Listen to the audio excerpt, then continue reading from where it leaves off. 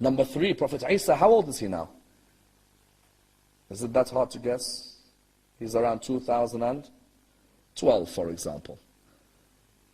2012, you tell our fellow Muslims, Prophet Isa, how old? 2012. But your Mahdi, how can he be 1,000 old? How are you accepting 2012? Prophet Khidr, Prophet Idris, again, age, all of them.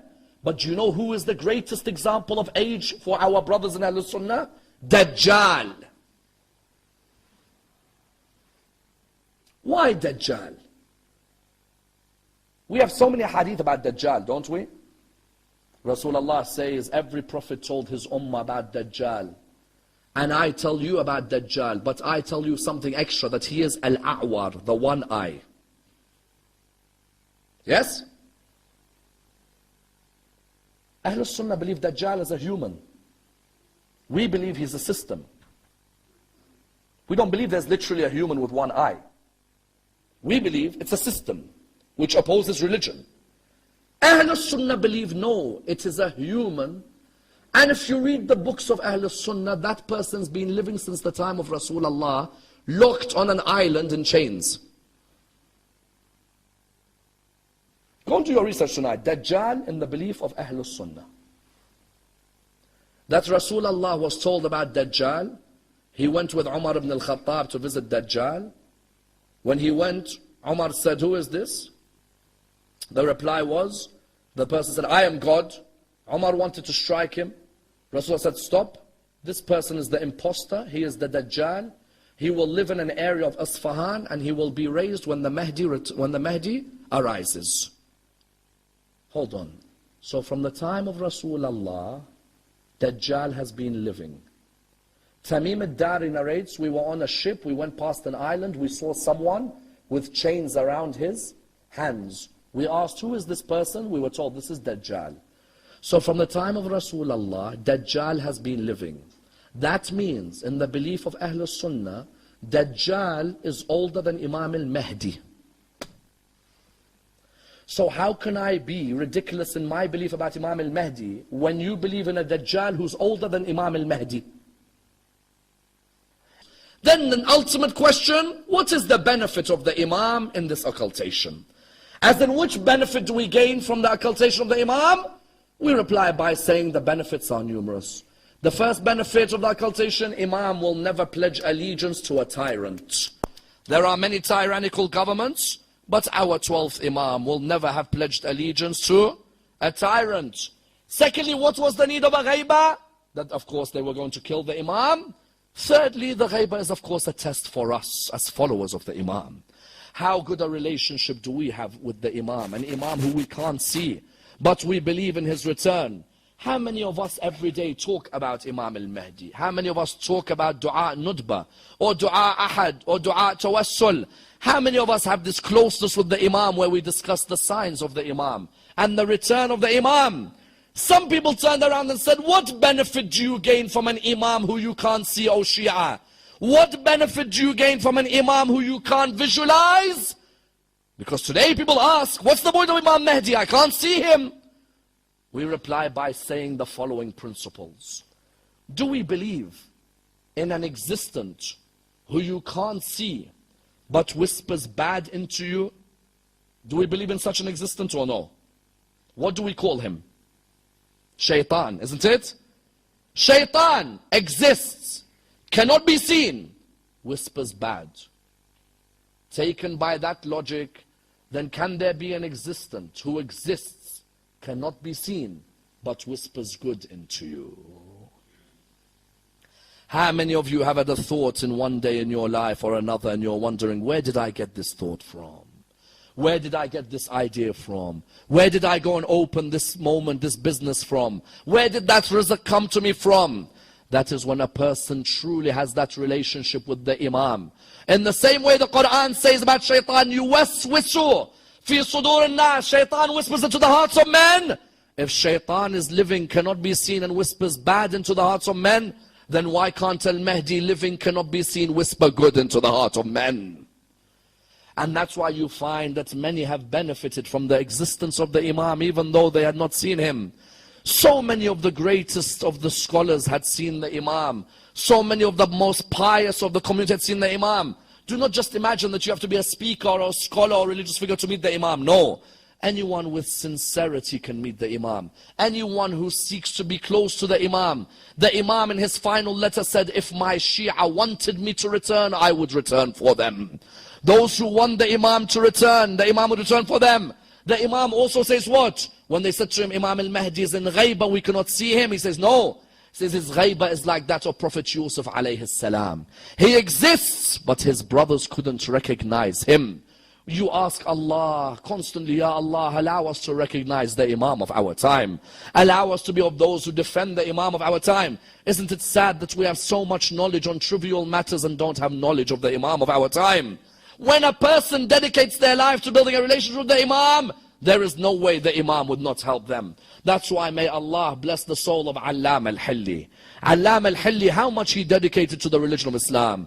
How many books he wrote for the religion of Islam. How much sadaqah jariyah he gave towards the religion of Islam until today. And how much he taught people about his Imam, encouraged people to learn about his Imam. You think Allah would not allow Allam al-Hilli to meet the Imam of his time? Allam al-Hilli wanted to visit Masjid al-Sahla in Kufa. May Allah grant you all the ziyarah of Masjid al-Sahla. They say the person who visits Masjid al-Sahla 40 Tuesdays in a row will meet the Imam of his time on that 40th Tuesday. Some say just 40 Tuesdays? Watch, you could get to number 39, then you have an accident. Or on number 31 you have an illness. Or on number 26 you have an emergency. Do not think 40 Tuesdays to Masjid al-Sahla is easy. There may be an obstacle that will come up. Allam al-Hilli narrates, he says, I was now on my 40th visit to Masjid al-Sahla. It was a Tuesday night. And with me on my way to Masjid al-Sahla, I wanted to see if I met the Imam, I wanted to ask him a question. They said to Allam al-Hilli, what's the question? He said, there's a hadith from Imam al-Baqir which I cannot understand until today. They said to him, what's the hadith? He said, the hadith of Imam al-Baqir says, whoever cries a tear the size of the wing of a fly for Imam al-Hussein, Allah will cure his sins even if they were the size of an ocean. The tear the size of a wing of a fly for Imam al-Hussein, Allah would cure sins the size of an ocean. Allam al-Hilli says, I couldn't understand that hadith. How does that hadith mean that all the sins will be cured? Why would Allah forgive all the sins? Because a person shed a small tear for Hussein?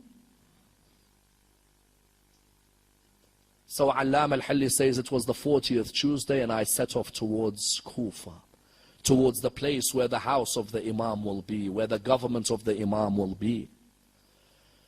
He said, as I got close to Masjid al-Sahla, an Arab man saw me. He said to me, excuse me, where are you going? He said, I'm going towards visiting Masjid al-Sahla.